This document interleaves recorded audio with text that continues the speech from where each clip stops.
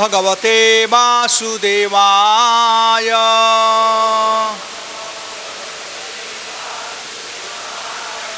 ओम नमो भगवते वासुदेवाय।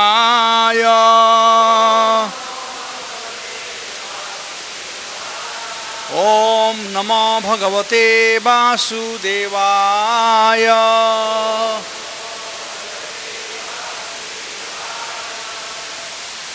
तो आज हम लोग पढ़ेंगे भागवत महापुराण से 7वां स्कंद अध्याय 8, भगवान नरसिंह द्वारा असुर राज का वध, श्लोक संख्या 42।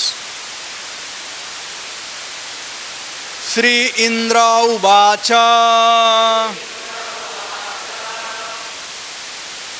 प्रत्यानितः परम भवता त्रायता नः स्वभागः दैत्य आक्रांतं हृदय कमलं तत्गृहं प्रत्यबोधि कालग्रस्तं कियत इदं ओ नाथ अहो नाथ सुष्टुता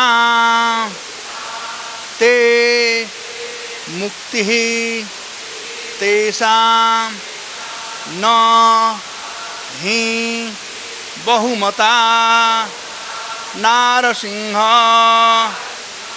अपरैकिम्। इंद्र उवाच प्रत्यानिता परमभवता त्रायता न स्वभागा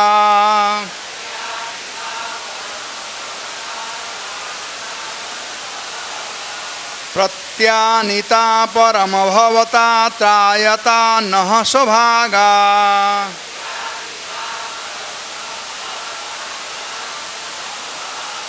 दैत्याक्रांतं हृदय कमलं तद्गृहं प्रत्यबोधि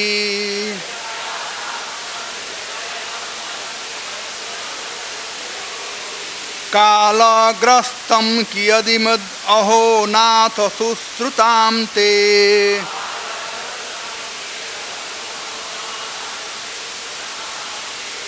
मुक्ति तेषां नहि बहुमता नारसिंहा परैकिम्।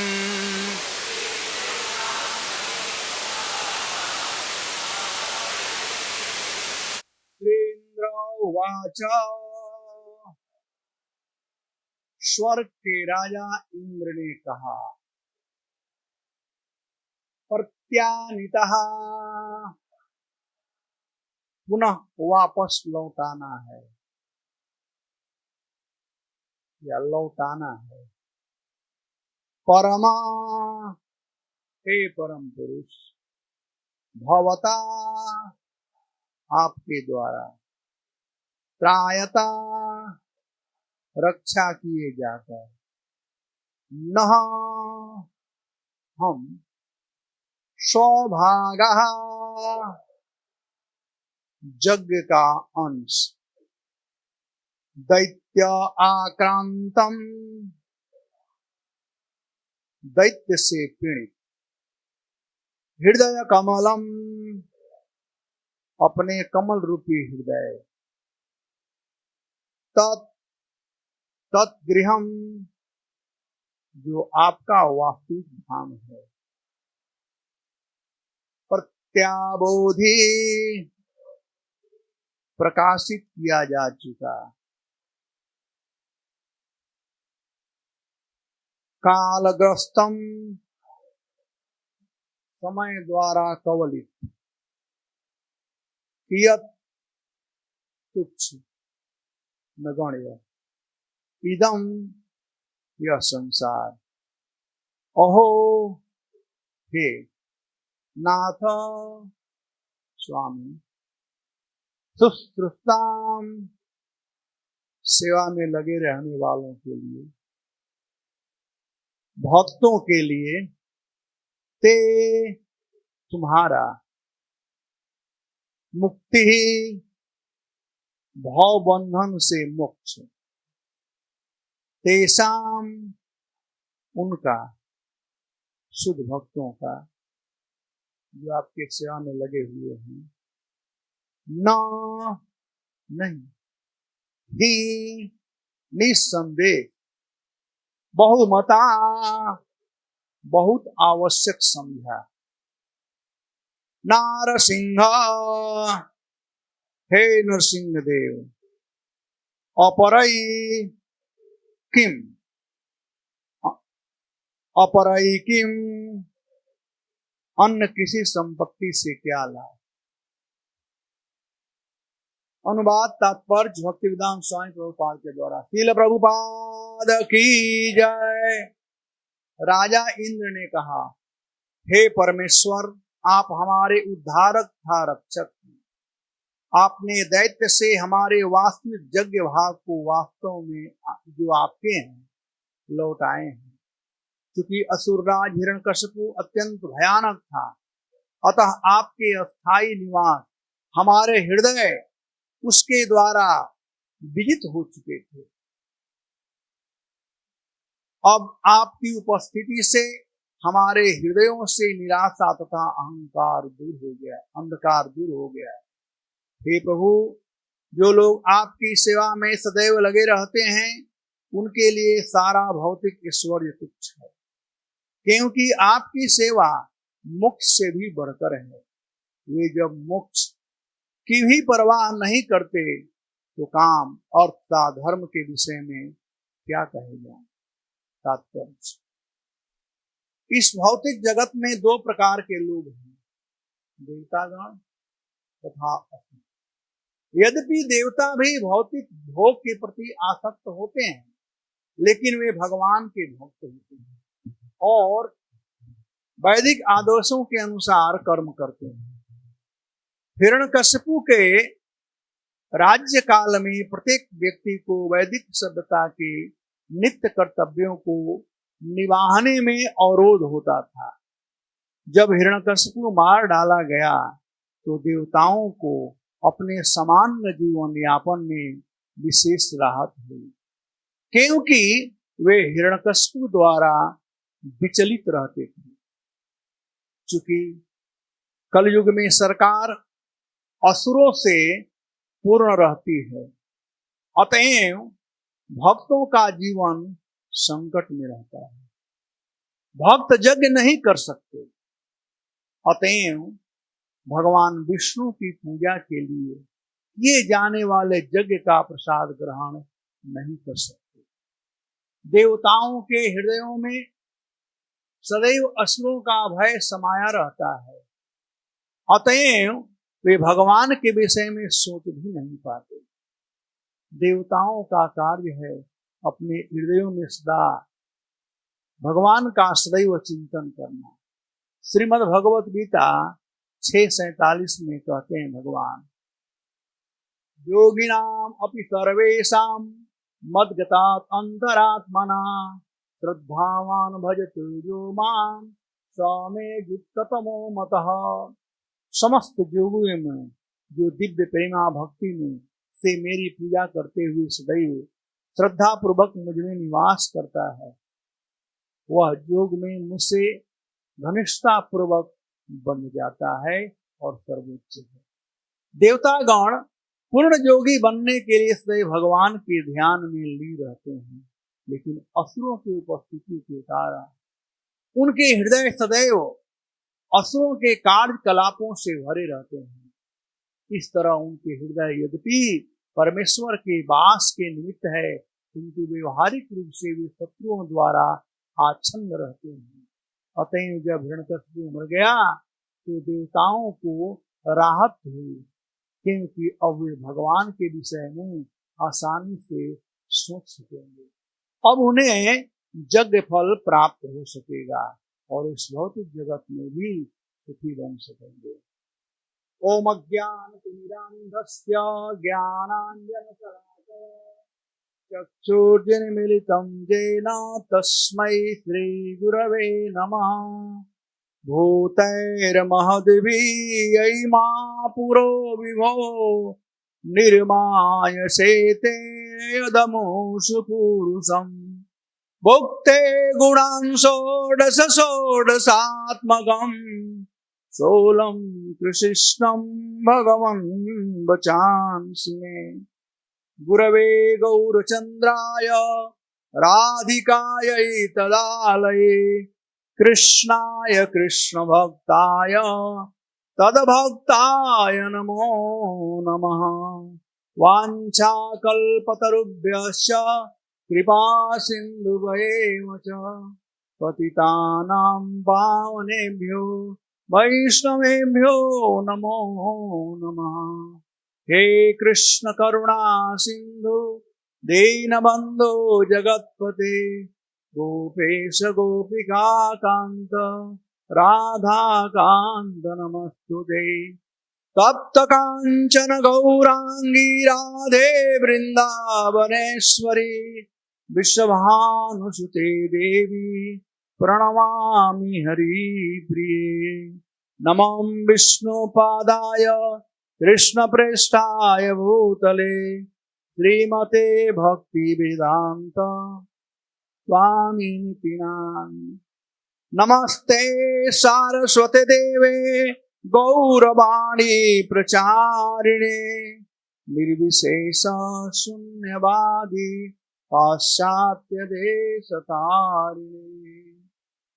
भावराधिका माधुरी अस्वादय सुखकाय जयति कृष्ण चैतन्य कलि प्रकटे ब्रजराज। जय श्री कृष्ण चैतन्य प्रभो नित्यानंद श्री अद्वैत गदाधर श्रीवासदि गौर भक्तवृंद। हरे कृष्णा कृष्णा कृष्णा हरे हरे हरे राम राम राम हरे हरे। थोड़ा सा और आगे बढ़ने की गुंजाइश है क्या माता जी लोग पिताजी लोग सब लोग? थोड़ा सा, बहुत से देवता लोग हैं बाहर खड़े हुए हैं, अंदर आना चाहते हैं बेचारे, लेकिन आ नहीं पा रहे हैं। थोड़ा कृपा कीजिए उन लोगों पर जो लेट लतीफ आ रहे हैं। जल्दी जल्दी जल्दी, समय बड़ा कम है, फिर बाद में आपको प्रसाद भी चाहिए। हरे कृष्णा। तो हम लोगों का सौभाग्य है कि श्रीधाम वृंदावन में कृष्ण बलराम के प्रांगण में बैठ करके श्रील प्रभुपाद जी के द्वारा प्रदत्त कृष्ण के द्वारा संचारित ज्ञान भागवत महापुराण के संबंध में आज सुनने का जो अवसर प्राप्त हुआ है, वो भी कार्तिक महीने में। यह प्रसंग 7वां स्कंद बड़ा स्पेशल स्कंद है। 10वां स्कंद और 7वां स्कंद ये बड़ा स्पेशल स्कंद है। 7वें स्कंद में शुरू से अंत तक प्रहलाद महाराज के विषय में वार्ता की गई है, और 10वां स्कंद में शुरू से अंत तक भगवान कृष्ण के विषय में वार्ता की गई है। तो आप लोग समझ सकते हैं कि कितना स्पेशल स्कंद है। अन्य जो स्कंद है उसमें कई एक राजाओं का कथा आ जाता है या कई भक्तों का कथा आ जाता है, भगवान के विभिन्न अवतारों का कथा आ जाता है। लेकिन ये 7वां स्कंद है कि रिजर्व स्कंद है। जैसे कभी कभी आप लोग यहाँ से लोग बाजार तो रिक्शा में जाओ ना, तो रिजर्व कर लेते हैं, कोई नहीं करना चाहिए। वैसे ही इसमें अन्य किसी कथा नहीं, प्रहलाद महाराज की प्रारंभ से कथा हुई है और अंत तक वही कथा है। और ये इसलिए है कि भगवान अपने भक्तों से कितना प्यार करते हैं, इसी बात को यहाँ पर दर्शाया गया है इस स्कंद में। यह जो प्रसंग चल रहा है, अब भगवान नरसिंहदेव का आविर्भाव हो चुका है और जिस कारण से भगवान इस धराधाम पर आए वह काम भी समाप्त हो चुका है। भगवान आते हैं परित्राणाय साधूनाम विनाशाय च दुष्कृताम धर्म संस्थापनार्थाय संभवामि। भगवान असुरराज हिरण्यकश्यपु का वध कर चुके, वो भी भक्तों के कहने थे, उनकी प्रार्थना थे। तदुपरांत भगवान का अब स्तुति किया जा रहा है। स्तुति उसी का किया जा सकता है जिसका कोई सम्मान है, जो कुछ किया है। तो भगवान कुछ किए हैं, भगवान बहुत कुछ किए हैं, लेकिन ये जो स्तुति है प्रारंभ हुआ है ब्रह्मा जी से और अंत में विष्णु दूतों तक ने स्तुति किया। ब्रह्मा जी और भगवान शिव, ब्रह्मा विष्णु महेश में ब्रह्मा जी और शिव ये अकेले लोग हैं, तो ये लोग स्तुति की। यह जो स्तुति है वह समस्त 33 कोटि देवताओं के बिहाफ में देवताओं के राजा इंद्र कर रहे हैं। उसके बाद आप लोग सुनेंगे जितने भी ऋषि लोग हैं सत्यलोक में निवास करने वाले, उन ऋषियों के द्वारा स्तुति की गई है। उसके बाद पितर लोक से आए हुए लोग, पितरों के द्वारा स्तुति की गई है। उसके बाद सिद्ध लोक से प्राप्त सिद्धों के द्वारा, विद्याधरों के द्वारा, नागों के द्वारा, मनु के द्वारा, यक्ष के द्वारा, किमपुरुष के द्वारा, बैतालिका के द्वारा, किन्नर के द्वारा और अंततः विष्णु पार्षदों के द्वारा। तो सब लोग वहां पर इकट्ठे थे, सब लोग विटनेस किए।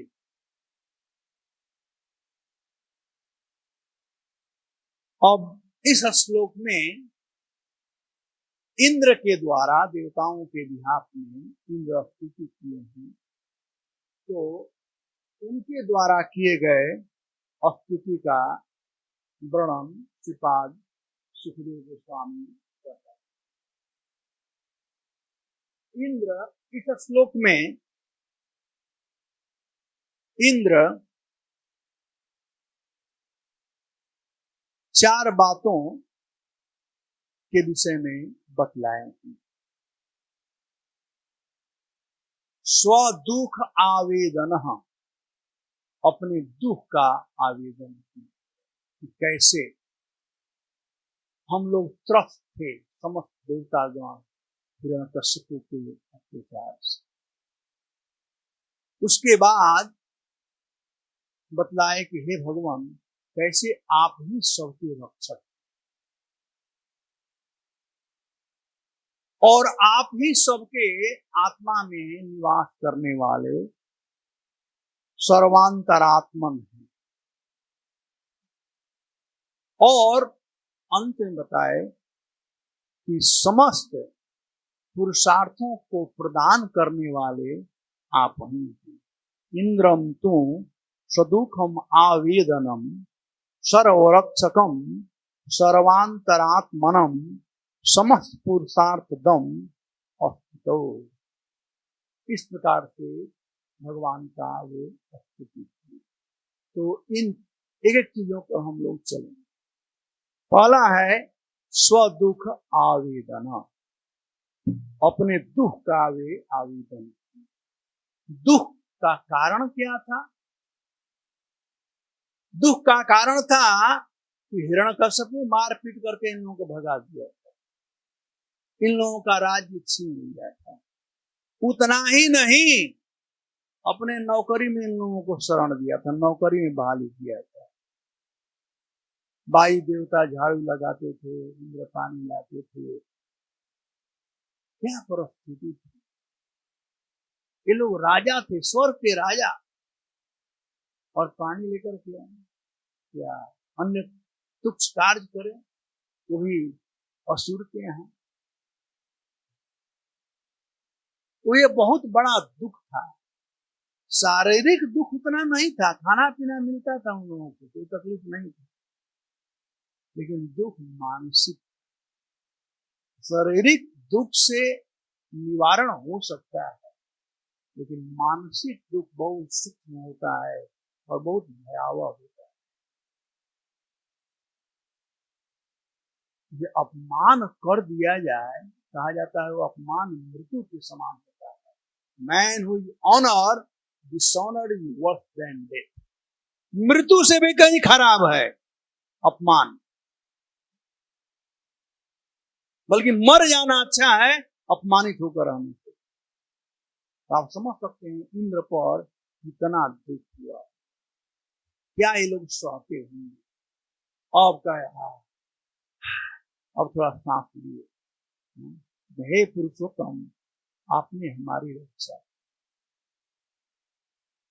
आपने हमारी रक्षा की, इस असुर हिरण्यकश्यप का वध करके। आपने हमारे जो यज्ञ भाग है उसको आपने लौटाया। और वे कहते हैं कि ये सब आपके ही हैं। तो स्वदुख आवेदनम, प्रार्थना किए कि कैसे आपने हम के दुख से हम लोगों का रक्षा किया, और सर्वरक्षकम, क्योंकि आप सबके रक्षक। इस संसार में कृष्ण ही हमारे रक्षक है और कोई रक्षक नहीं। माँ अपने बच्चों का, माँ बाप अपने बच्चों के रक्षक है, लेकिन माँ बाप के रहते भी बच्चे मर जाते हैं, माँ के गोद में बच्चे मर जाते हैं। दवा जो होता है, भागवतम वर्णन किया गया है, वो रोगी के रोग को दूर करने के लिए होता है, लेकिन कोरोना काल में कितने लोग मर गए दवा रहने के बावजूद भी। नाव जो होता है, नदी को पार करने के लिए नौका होता है, लेकिन नौका भी उलट जाता है, लोग मर जाते हैं। तो वास्तविक रक्षक जो हैं वो कृष्ण ही है। ये LIC हमारा रक्षा नहीं करेगा। बहुत लोग लाइफ इंश्योरेंस निकालते हैं और क्या क्या व्यवस्था करते हैं, ये सब कुछ भी हमारा रक्षा नहीं करेगा। यदि कोई रक्षा करेगा हम लोगों का तो वे हैं कृष्ण।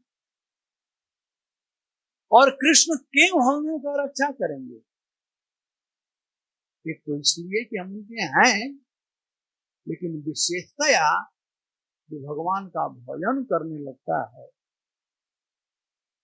भगवान ही नहीं, भगवान की जितनी प्रणालियां हैं सब भक्तों का रक्षा करते हैं, सब लोग आ जाते हैं। आप लोग कथा सुने होंगे अम्बरीश महाराज का, जब दुर्वासा मुनि उन्हें श्रापित करने के लिए तैयार हुए तो उनके पीछे सुदर्शन लग गए। श्राप आने से पहले ही सुदर्शन लग गए। तो भगवान अपने भक्तों का सब प्रकार से रक्षा करते हैं अपने अवयवों के साथ में। सुदर्शन रक्षा करते हैं, भगवान का गदा रक्षा करता है, और विभिन्न प्रकार के देवी देवता तो हैं ही रक्षा करने के लिए।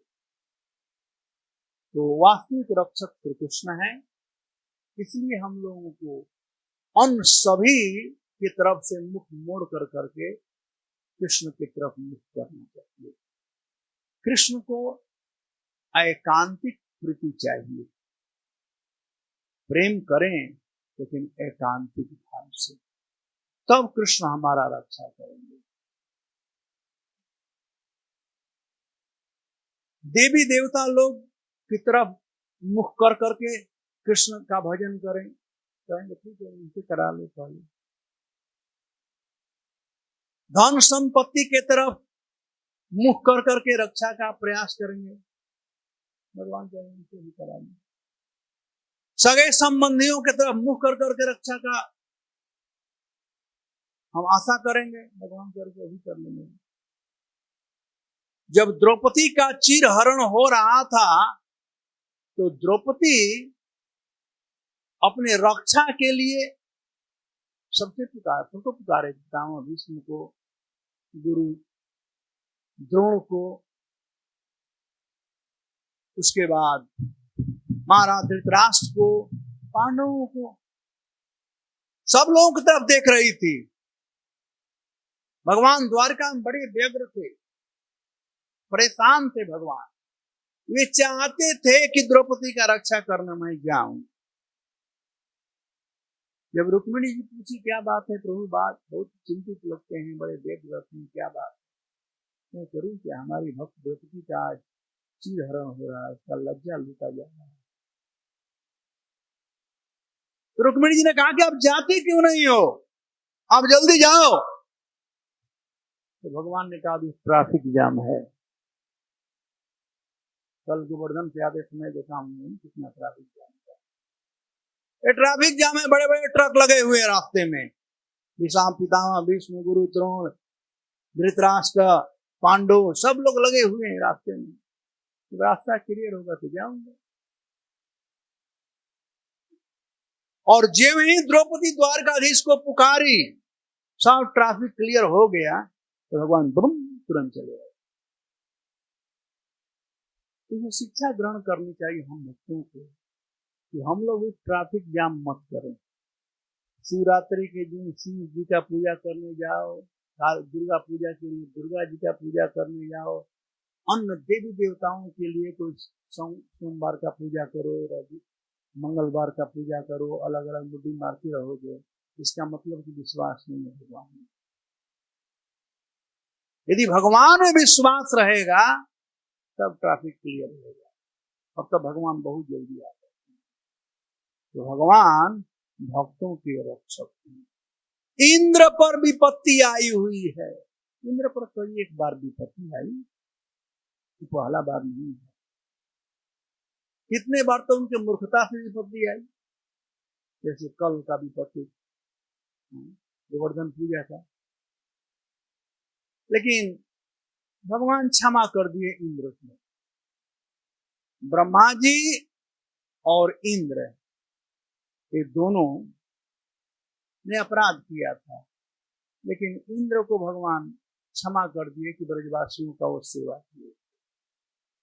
और ब्रजवासियों का क्या सेवा किए थे? इतना वर्षा बरसा है कि सब ब्रजवासी एक साथ आ गए, मिलाए। और ब्रह्मा जी ने क्या किया? अलग कर दिया। ग्वाल बालों को चुरा लिए थे ना, तो अलग कर दिए थे। तब भगवान इंद्र को जल्दी से माफ कर दिए। तो भगवान वास्तव में रक्षक हैं।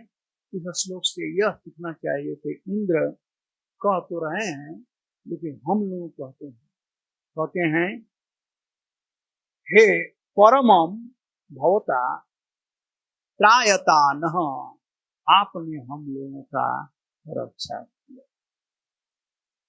और प्रत्यानिता स्वभागा, प्रति आनिता, जो ले चुका था हिरण्यकश्यपु उसको वध कर करके आप लाए और हम लोगों को हमारा भाग, यज्ञ का भाग लौटा दिए। लेकिन ये सब भगवान आपके ही हैं, बात सही है। भगवान गीता में कहते हैं अहम ही सर्वयज्ञानाम भोक्ता च प्रभुरेम च न तु माम अभिजानन्ति तत्वेन अतः चवन्ति ते। लोग पतित होते हैं संसार में, क्यों पतित होते हैं? क्योंकि तत्वतः इस बात को नहीं समझ पाते हैं कि भगवान ही समस्त यज्ञों के भुगता है। भुगतारम जग तपसाम सर्वलोक महेश्वरम, भगवान सब कुछ ही भुगता है।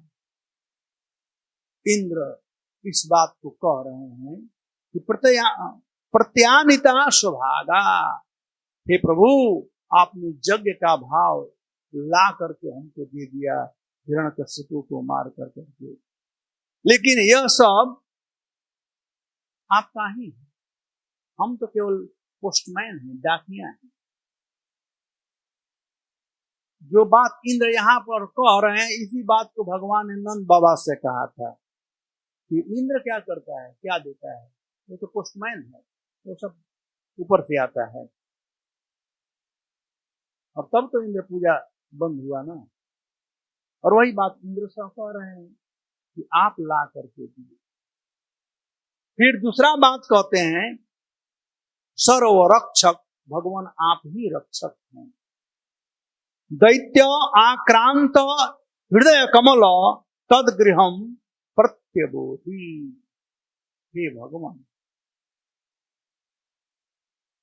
अब यह समझ में आ चुका। क्या समझ में आ चुका? हम लोग भयभीत थे, दैत्य क्रांतम, हिरण्यकशिपु के द्वारा अत्याचार से हम लोग भयभीत थे। सर्वरक्षम, आपने सबका रक्षा किया, आप सबके रक्षक हैं, आपने हमारा रक्षा किया हिरण्यकशिपु को मार करके। हृदय कमलम तद गृहम, जो हृदय कमल, जो हृदय है वो आपका निवास स्थान है, लेकिन उस हृदय पर हिरण्यकशिपु के द्वारा टेरराइज करने से जो भय था, वह भय हमारे हृदय पर आच्छादित हो गया था। वो भय हमारे हृदय पर आकर बैठा था। वह जो हृदय है वह आपका निवास स्थान है। भगवान का निवास स्थान हमारा हृदय। भगवान गीता में कहते हैं हृदयेषु अर्जुन, कैसे हो? हृदयेषु अर्जुन तिष्ठति ईश्वर सर्वभूतानां हृदयेषु अर्जुन तिष्ठति। जो हृदय है तो भगवान का निवास स्थली है। लेकिन इंद्र कहते हैं कि उस हृदय पर भय का साम्राज्य हो गया था। कैसे?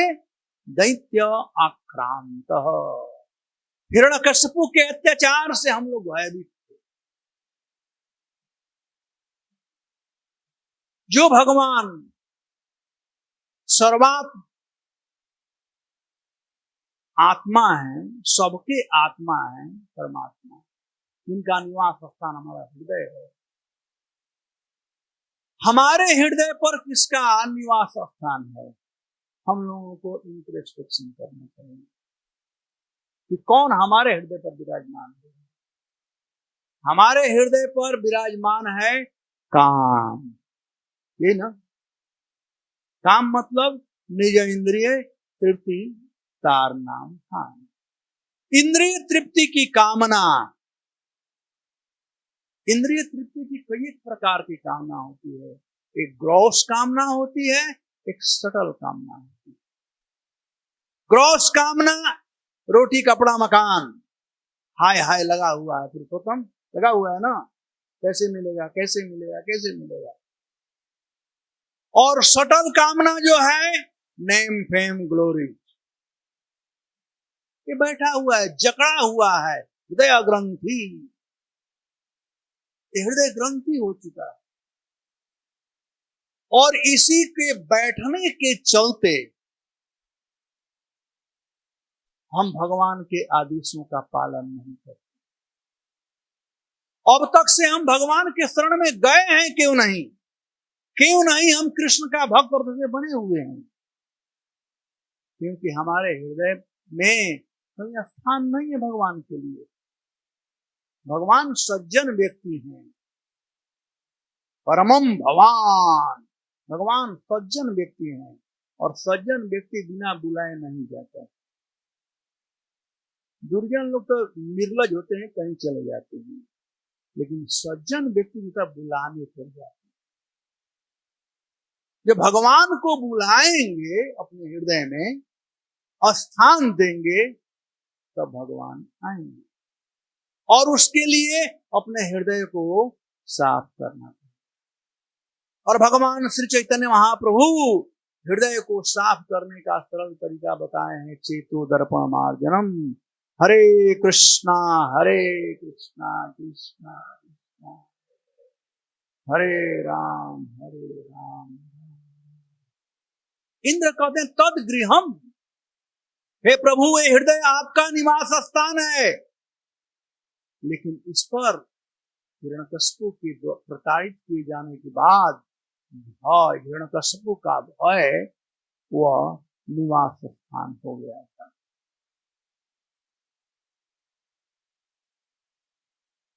कहते हैं काल ग्रस्तम ये इदम अहो नाथ, हे नाथ आपने हिरण्यकश्यप को मार करके प्रतबोधित आपने लौटा दिया खोया हुआ राज। ईश्वर का राज पुनः प्राप्त हुआ। पुरुषार्थ दम, आप सब कुछ देने वाले हैं, आपने लौटा दिया। ईश्वर का राज प्राप्त हो चुका, हम खुश हैं। लेकिन ईश्वर का राज जो है वो अभी उन भक्तों के लिए जिनके लिए आप आए हुए हैं, उनके लिए स्वर्ग का राज भी तुच्छ है। तो काल ग्रस्तम, इस संसार का कोई भी वस्तु है वो कालग्रस्त है। ये देह है ना, तो देह कालग्रस्त है। एक दिन मां के गर्भ से जन्म लेता है, तो थोड़ा बड़ा होता है, जवान होता है, बड़ा सुंदर लगता है या सुंदर लगती है। बाद में धीरे धीरे झुर्रियां पड़ने लगते हैं, वृद्धावस्था को प्राप्त करते हैं और अंततः खत्म होंगे। भगवान गीता में कहते हैं कालो time I am to destroyer of everything, मैं समय हूं तो सबको नष्ट करता हूं। काल ग्रस्तम, काल के द्वारा बंधे हुए धन संपत्ति नेम फेम ग्लोरी जो कुछ भी है, ये सब काल के द्वारा ग्रसित, काल के मुंह में। हम लोग इस संसार में आनंद होना चाहते हैं, आनंद के लिए प्रयास कर रहे हैं, लेकिन भूल जाते हैं कि हम काल के द्वारा ग्रसित। हम लोगों का पोजीशन ठीक वैसे ही है जिस प्रकार से कमल के फूल में भंवर के समय, कमल के फूल में जो भ्रमर होता है वह आनंद से फूल के मधुरिमा का, सुगंध का, रस का आस्वादन करता है। दिन भर शाम हो जाता है, निकलने का समय होता है, लेकिन निकलना नहीं चाहता है। रात्रि गमिष्यति भविष्यति सुप्रभातम, कोई बात नहीं, रात आ जाएगा, कल पुनः सुबह होगा।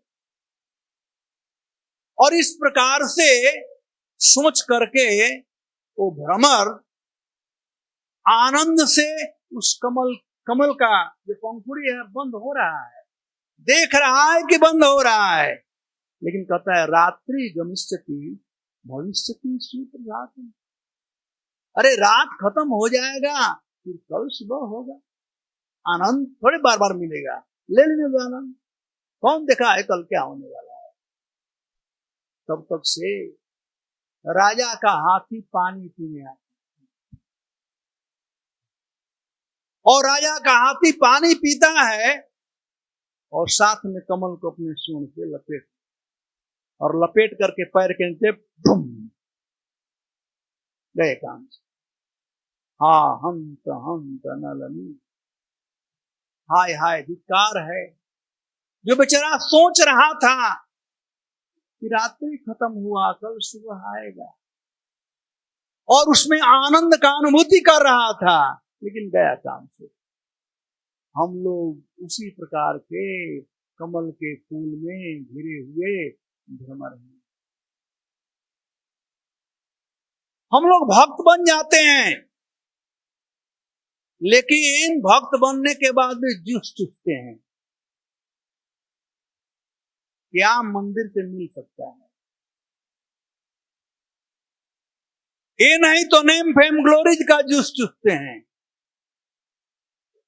कितना दिन चूसोगे? समय रूपी हाथी के पैर के नीचे है।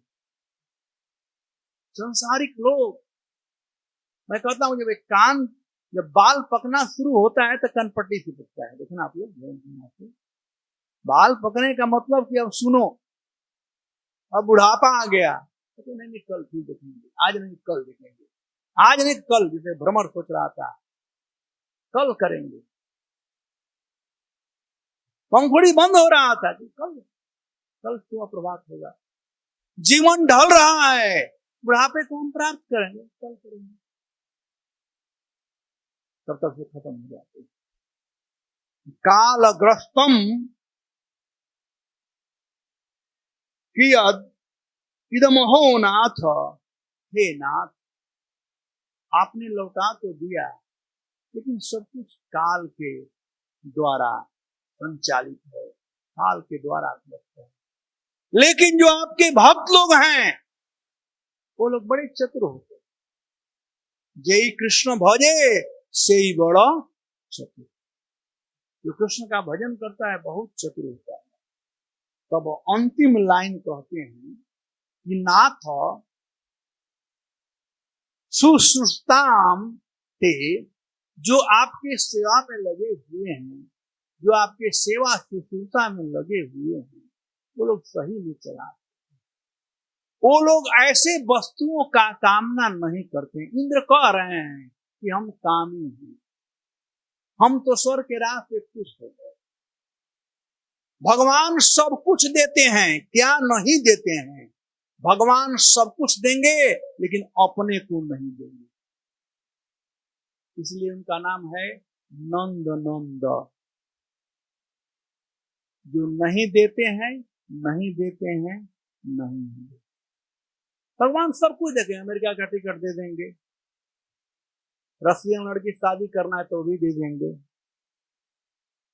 वृंदावन में घर बनाना है वो भी दे देंगे, नेम फेम ग्लोरीज भी दे देंगे, सब कुछ दे देंगे, लेकिन अपने को नहीं देंगे।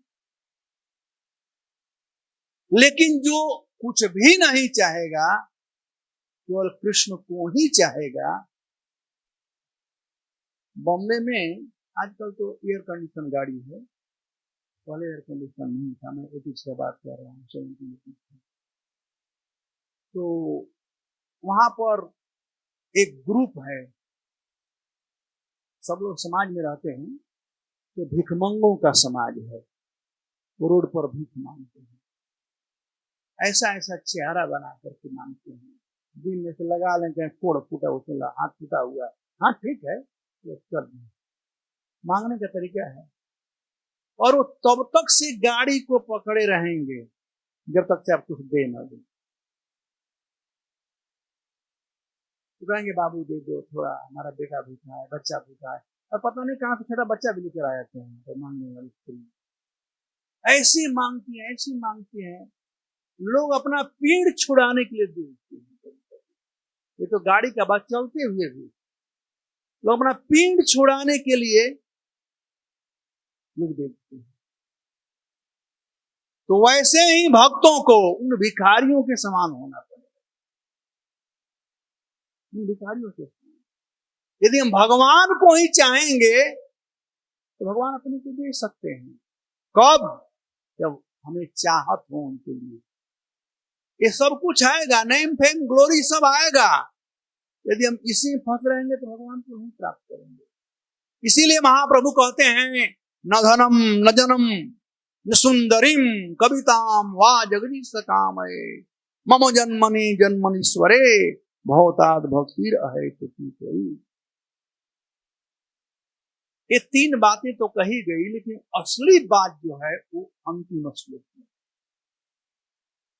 इंद्र भक्तों का गुणानुवाद कर रहे हैं। कहते हैं सुश्रुताम ते, जो आपके सेवा में लगे हुए हैं हे प्रभु, उन लोगों के लिए मुक्ति तेसाम नहीं बहुमता नारसिंह परे किम। यहां स्वयं नरसिंह भगवान का नाम लेते हैं, कहते हैं कि हे भगवान आप आए हैं, आप वैसे भक्तों के लिए आए हैं, उन भक्तों की प्रार्थना पर आए हैं जो कि संसार की कोई वस्तु, अरे मुक्ति नहीं चाहते हैं तो परे किम, तो अन्य चीज चतुष्पुरुषार्थ धर्म अर्थ काम मोक्ष का तो कहना ही क्या है, वो मुक्ति भी नहीं चाहते।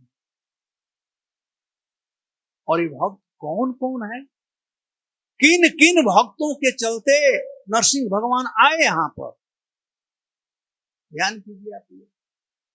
ऑफ कोर्स सुखदेव गोस्वामी कहते हैं सत्यम विधातु निजवित्त भाषतम, अपने भक्तों के द्वारा कहे गए बात को सत्य करने के लिए। तो कौन कौन भक्त थे? प्रथम भक्त थे चतुष्कुमार लोग, उन लोगों ने जय और विजय को प्राप्त किया था। दूसरे भक्त नारद जी,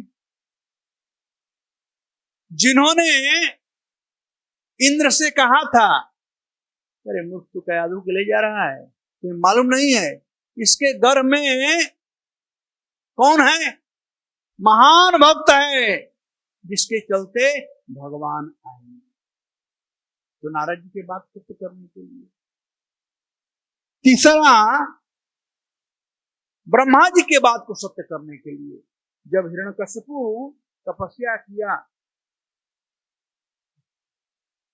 किया हिरण्यकशिपु,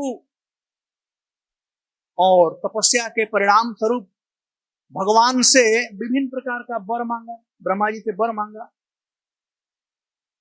और ब्रह्मा जी तो बड़े बाप के बेटे हैं, तो हाँ कह दिए, मस्ती कह दिए, क्या क्या वर नहीं मांगा। भगवान को कहना पड़ा कि ब्रह्मा जी थोड़ा सोच समझ कर वर दिया कीजिए, भगवान को वार्निंग देना पड़ा ब्रह्मा जी को। ये शिव जी और ब्रह्मा जी ऐसे वर दे देते हैं। अब देखो कितना कठिन वर दे दिए थे, आकाश में न मरूं, पताल में न मरूं, दिन में न मरूं, रात में न मरूं, मनुष्य से न मरूं, पशु से न मरूं, घर के अंदर न मरूं, घर के बाहर न।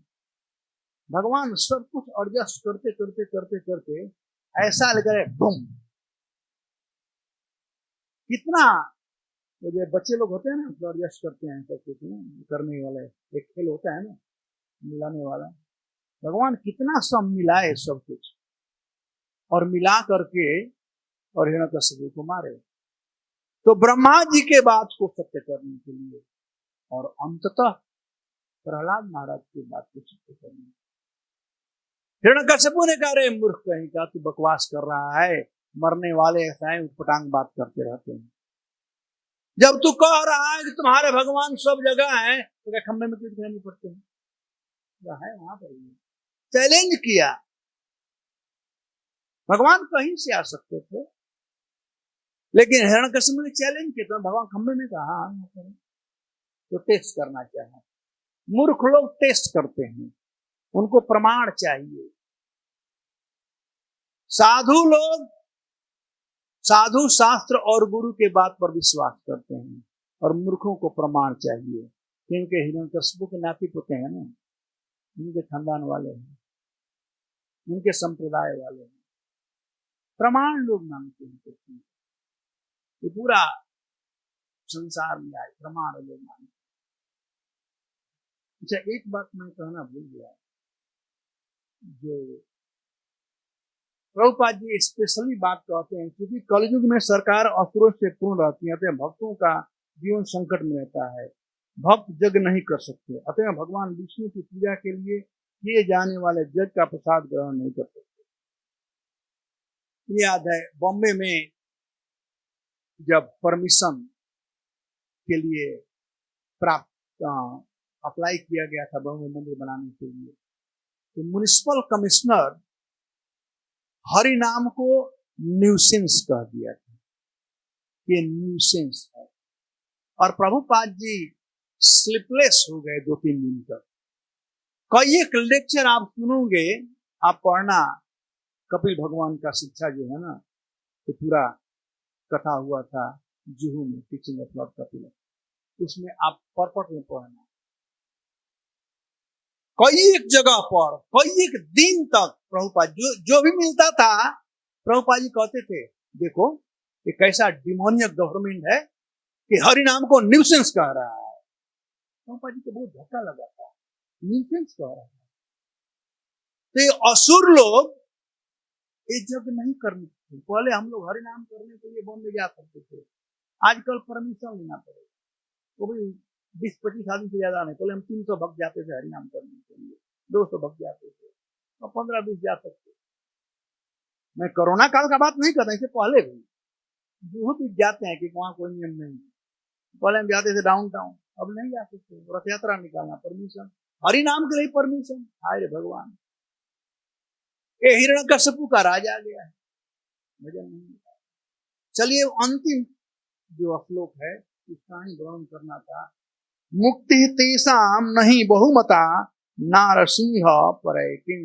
ये जो नारसिंहम यहाँ शब्द आया हुआ है, हे नरसिंह भगवान, आप ये जो है यह सुश्रुताम का पूरक है। यहाँ कहते हैं कि हे नाथ, जो आपके भजन करने वाले जो भक्त लोग हैं वो लोग मुक्ति नहीं चाहते। जब मुक्त पाला तो स्वर्ग के राज को बतला दिए कि स्वर्ग का राज कैसा है, कालग्रस्त, ये काल से ग्रस्त है। और जो आपके सेवक हैं उनके लिए क्या है, स्वर्ग का राज नहीं चाहते हैं, न तो वे मुक्ति चाहते हैं। जब यह सब भी नहीं चाहते हैं तो अन्य चीज जो पुरुषार्थ है इनका तो कहना ही क्या।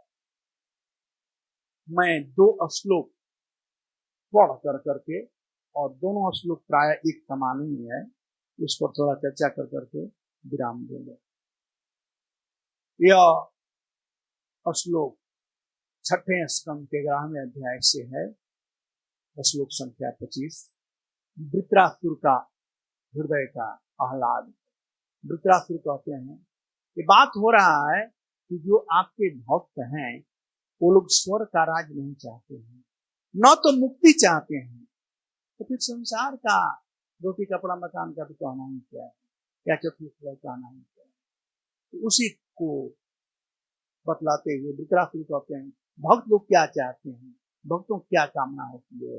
ये बात न नाकपृष्ठम न च पारमेष्टम न सार्वभौमम न रसाधिपत्यम न योग सिद्धि अपुनर्भवम वा समंजसातै विरहै कांचे।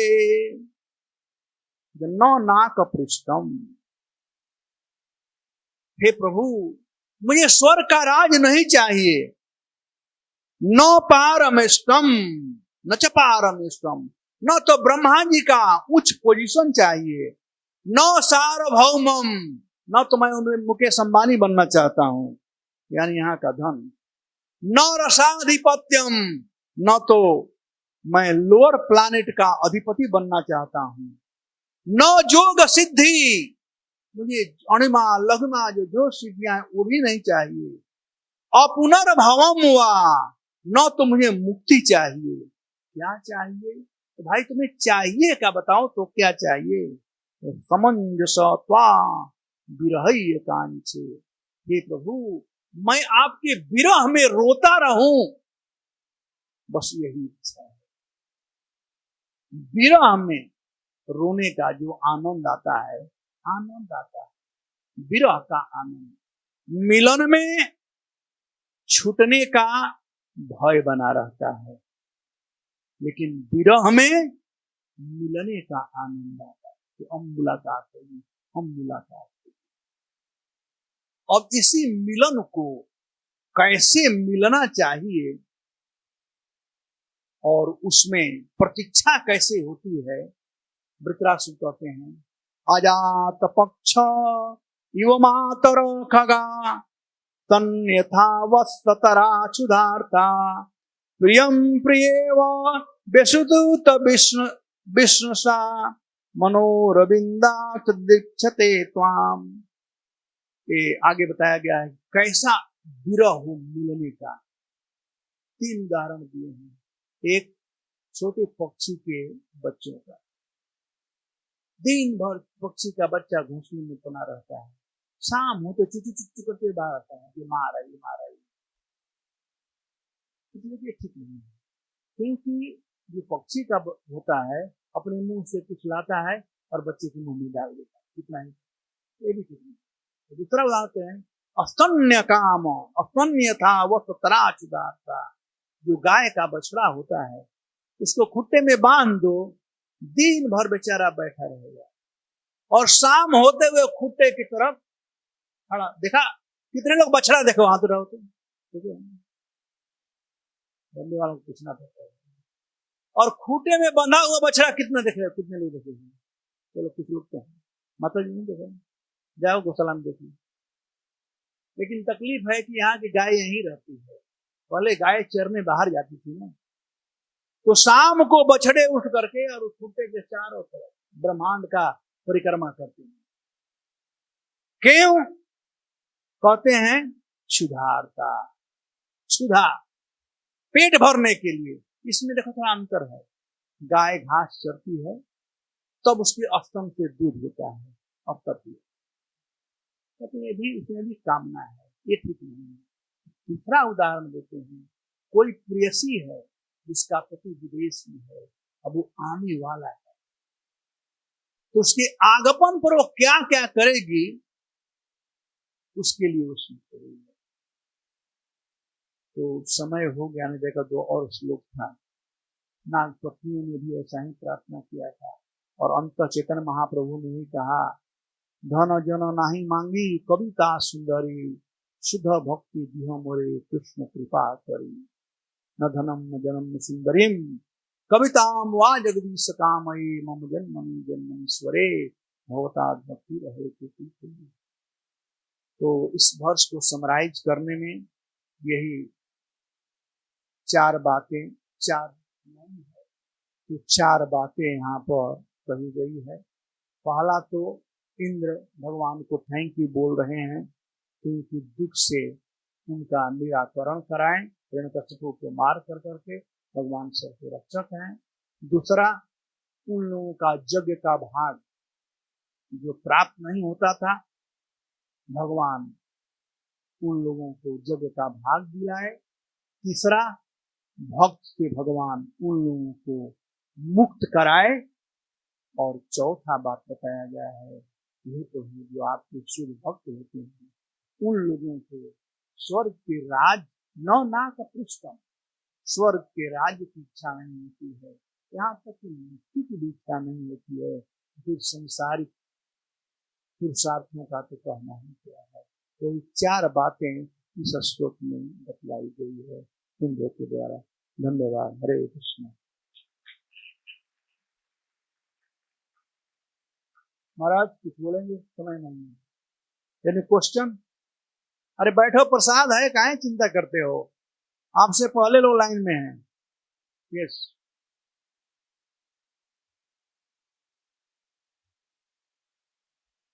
नाग पत्नियों ने क्या प्रार्थना किया था? वो भी वैसा ही प्रार्थना किया था जैसे वृत्रासुर ने, लेकिन लास्ट में ही था कि जैसे वृत्रासुर में कहा गया है कि भगवान के विरह में हम रहे, और वह कहते हैं वांछन्त यत पाद रजम प्रपन्ना, हम तो आपके चरण कमलों के रज में निवास करते हैं। न नाकपृष्ठम न च सार्वभौमम न पारमेष्टम नर्ताधिपत्यम न योग सिद्धि पुनः परमुवाम वांछन्ति यत पादरजम प्रपन्ना। मैं हम लोग आपके चरण कमलों के रज में निवास करना चाहते हैं, इसका शरण लेना चाहते हैं। ऑलराइट, धन्यवाद। फिर बोलो बोलो बोलो, एक सेकेंड देंगे भाई, अंतिम प्रश्न है, हमारा पुराना भगत है, बोलो।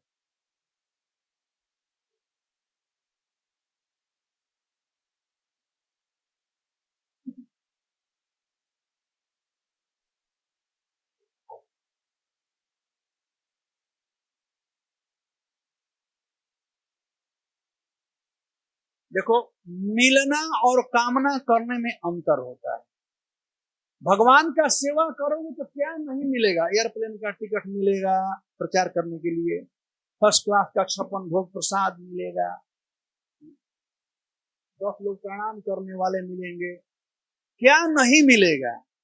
सब कुछ मिलेगा, लेकिन कामना करना अलग।